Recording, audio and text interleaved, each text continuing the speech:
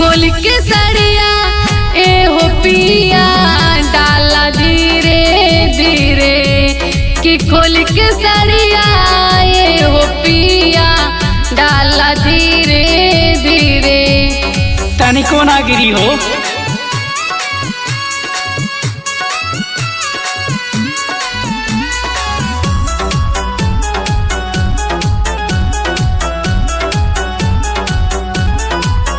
मजा होली के हो रंग चोली के हो लाहे लाहे, ऐसे रंग नहीं तू खोल के हो जाए ताहे। ओहो अच्छा मजा करती हो।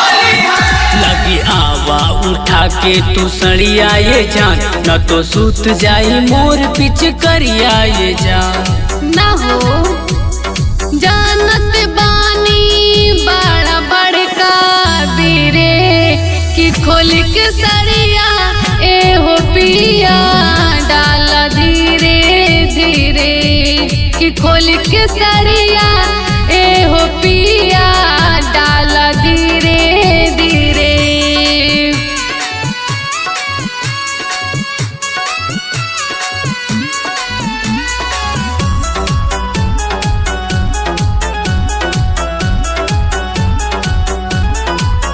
सुन सुना बलम हमर पूरा लंग डाल डाई, तबे होली में हो चढ़ी फागुन के रंग मजाई।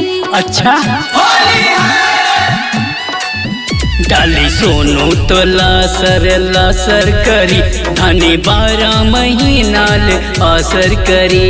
अरे बाप रे बाप पड़ला सौरभ राकेश हमारा सिरे, कि खोल के सड़िया ए हो पिया डाला धीरे धीरे, कि खोल के सड़िया